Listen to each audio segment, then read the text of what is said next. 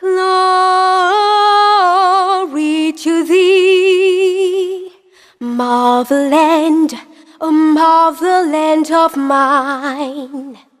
Sweetie, thy beauty, sweetie, thy fragrance, around thee we gather, as one people, as one nation, in peace, justice, and liberty. Beloved country, may God bless thee forever and ever.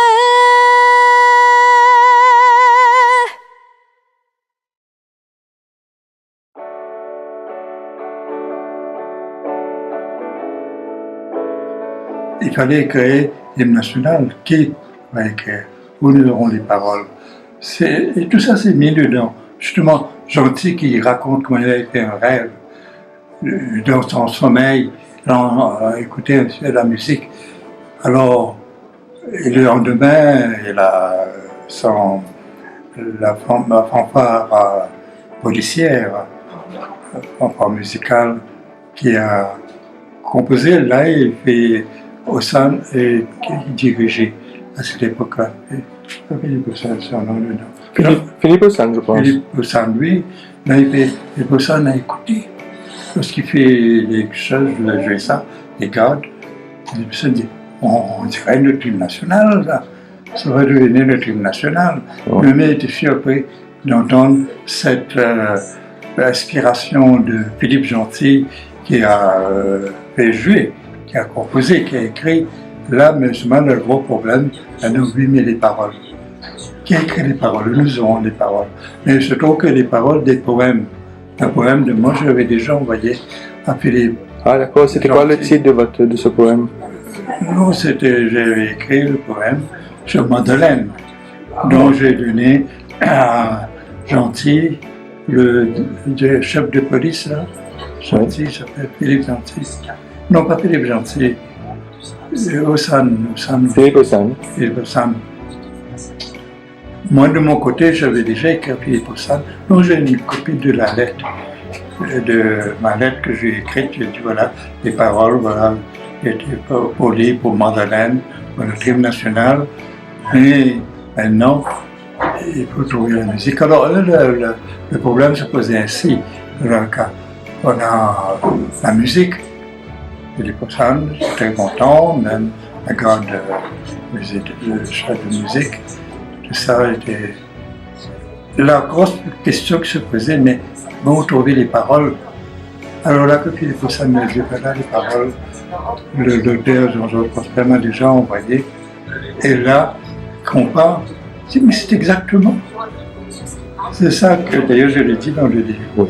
Pour moi-même, pour nous-mêmes, pour Philippe Gentil et moi-même, on est surpris de voir comment, moi de mon côté, séparément, j'ai écrit les paroles, Madeleine, j'ai écrit le poème, il était trop long, on a dû prendre une partie dedans.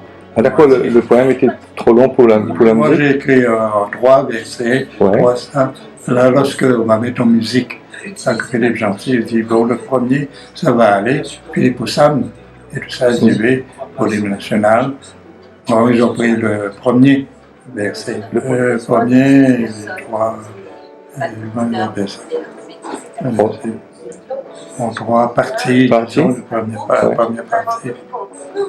Ouais, donc oui.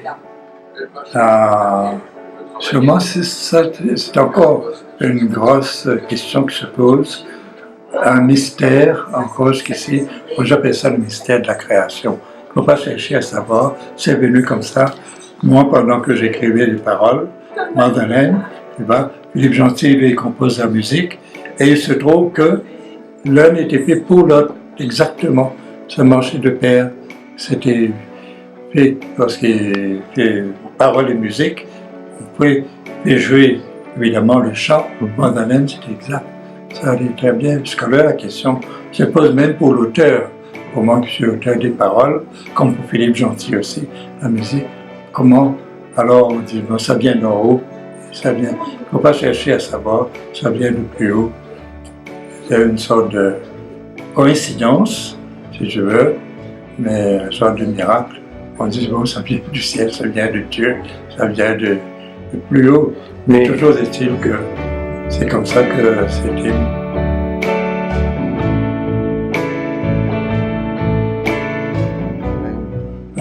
L'amour de l'île Maurice, c'est ça, comme je le dis, c'est le pays. Souvent, j'écrivais beaucoup d'articles dans les journaux sur l'île Maurice, sur le besoin du pays, son évolution vers l'indépendance, l'évolution vers l'indépendance. Alors, il y a tous ces articles-là, puis finalement, j'ai dit, bon, j'écris Madeleine, j'écris un poème qui célèbre l'indépendance de l'île Maurice. C'était la grande période, la grande lutte pour l'indépendance du pays. Même 24 ans après que la République est arrivée, mais on luttait pour l'indépendance. On se battait pour ça. On se battait, c'est-à-dire des articles dans les journaux, les meetings publics, de part et d'autre, les rencontres, les associations, les jeunes et tout. Et on les dirigeait. Espérer. Quand les Madeleines, les paroles sont prêtes, et de l'autre côté, par cette étrange coïncidence, la musique allait exactement avec ces paroles. Alors là, l'orchestre de la police a joué, ils ont chanté, et là tout de suite on a adopté. C'est le gouvernement, naturellement. On a pu entendre d'abord à Saramgoulam. De Saramgoulam devait me dire, après je le rencontre, je dis, tcha, beaucoup de temps.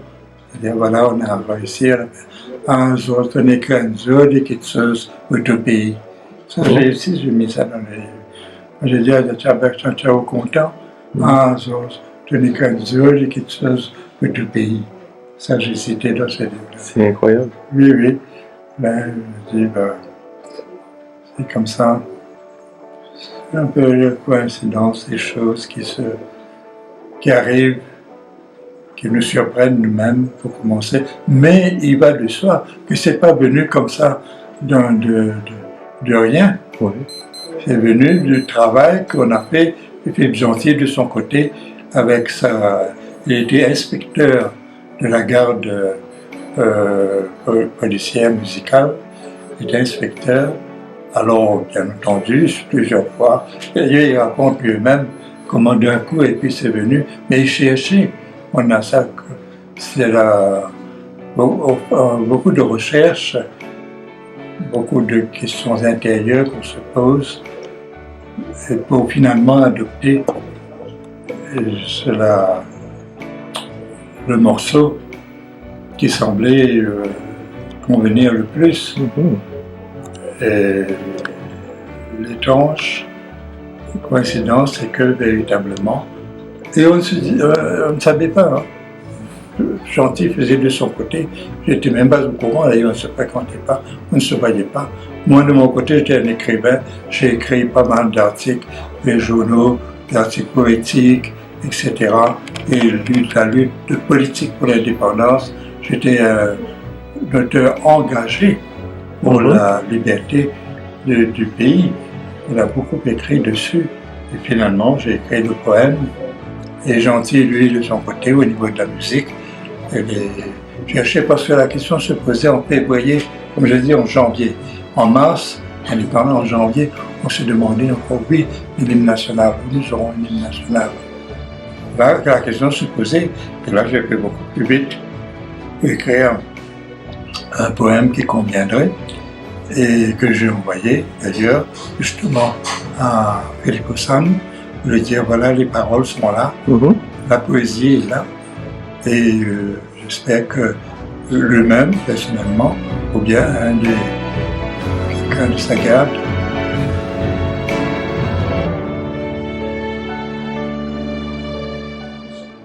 oui, voilà, c'est une gloire à la mère patrie, inspiration de l'hymne national. C'est le livre dans lequel je raconte.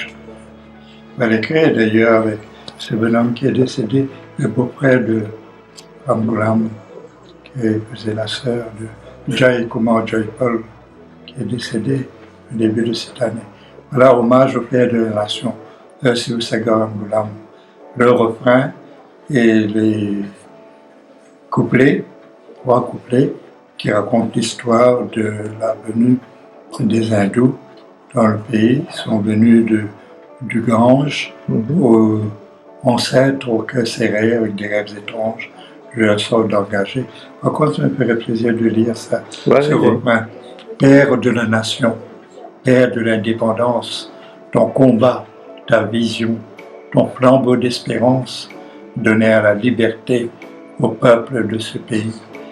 Père de la nation, Père de l'indépendance, tes lumières, tes rayons idéaux d'excellence changeaient la destinée de l'ancienne colonie. L'étoile et la clé allumées dans tes mains, l'avenir éclairé, les champs des lendemains. Vers toi l'élévation de nos pensées intenses, à toi l'exaltation de nos reconnaissances. Père de la nation, Père de l'indépendance. Et puis bien les 2 autres couplets, comment ces hindous sont venus du Gange, le cœur serré, ils ont atteint le port et marché vers les camps avec l'angoisse au corps. Ils sont allés au champ, au berceau d'un village, et né avec le siècle, parce que ce Sagar est né en 1900, il est né avec le siècle, celui qui de tout âge manqua ce 20e siècle, justement. Que de l'homme et de sueur baignaient les champs de canne, que de pauvres laboureurs y ont usé leur âme au revers d'une colonie, esquintant à la tâche, tant de noirs travailleurs s'éreintés sans relâche. Au plus fort de la vie, noble fils d'immigrants, tu as lié l'alchimie à des travaux de champ. L'alchimie parce qu'il était médecin, faisait des études de médecine, mais au début, s'il était jeune, travaillait dans les champs. Et tu étais le sauveur de ton infortuné, le grand libérateur du pays au premier. Ça, c'est notre lutte pour l'indépendance du pays, pour libérer les travailleurs, parce qu'ils subissaient tellement les injustices, la maltraitance de leurs employeurs. Je ne parle pas de question de blanc et noir, ou d'une communauté ou une autre, mais tout cela qui est un pays opprimé d'un peuple tant écrasé sur les pouvoirs du mal, d'un peuple à relever autour d'un idéal, rouge fleur de liberté, d'une fraternelle alliance, en toute égalité, soleil d'indépendance. Comme je dis dans mon livre, c'est l'année des indépendances. Beaucoup de pays indépendants qui en est naturellement de ceux qui commandaient leur destinée et ont lutté pour être libres pour l'indépendance. C'est 2 mois avant, le 12 mars, date de l'indépendance.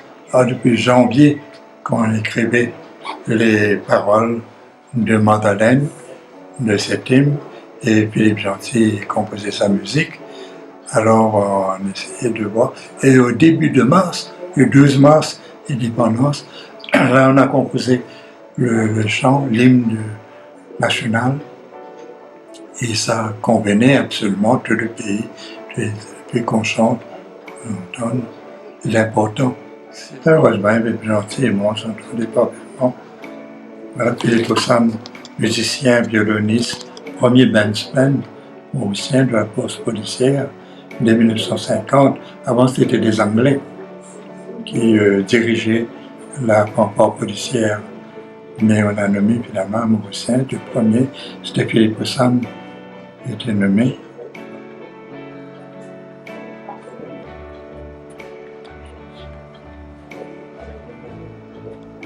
C'est une grande chose pour un pays, non seulement d'être indépendant, d'avoir son propre chant, son hymne. D'ailleurs, dans toutes les fêtes, toutes les rencontres, on commence naturellement par jouer l'hymne national et souvent quand ce sont des jeunes et tout, ils chantent dans tous les collèges, dans toutes les écoles, partout on chante. Marie-Josée et Herbert Baudou. C'était en quelle année? C'était début mars 1968. D'accord. Oui. Alors, Marie-Josée Herbert était la speakerine, présentatrice, de l'émission. C'est pour ça qu'elle m'a téléphoné. Elle dit de venir vite à la NBC. Je dis oui, mais pourquoi? Elle dit c'est pour l'hymne national.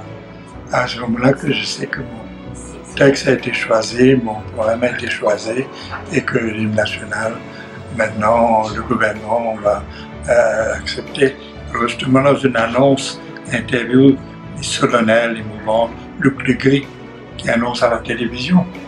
Il dit tout le monde attendait. Donc qu'est-ce qu'il va nous dire? Animateur radio artiste très connu, Luc Legris. Et je dis on va vous présenter l'hymne national.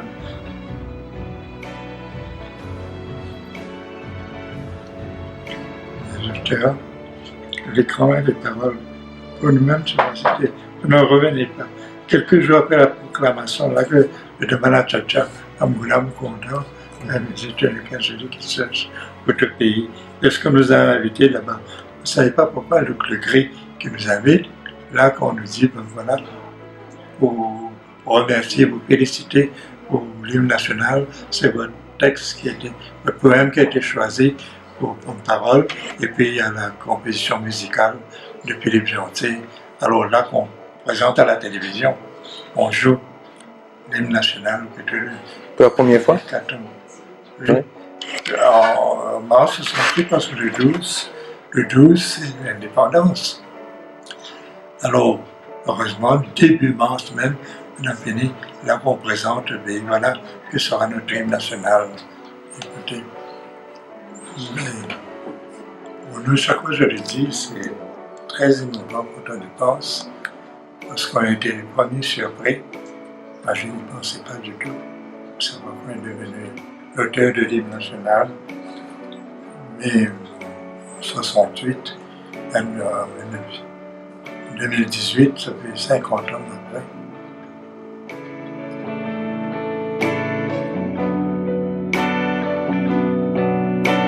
Nous, bon, si tu veux que je te donne une réflexion, oui. Nous sommes très heureux pour notre part qu'on a pu servir le pays, que ça a été pris, ça a été accepté, a été reconnu, et depuis que l'on chante l'hymne national, chaque fois on a un petit pincement au cœur, ça nous émeut, une très grosse émotion, ouais. Chaque fois, parce que ça restera, même après nous, on partira, mais ça restera, et même non seulement à Maurice, mais là où l'île Maurice est question, là où l'on va à travers le monde, comme je disais au début, à travers le monde, quand il y a question de l'île Maurice, attendez d'abord, on joue son hymne national, on ne va pas se chanter, on va voir les pays, les autres pays, bien entendu.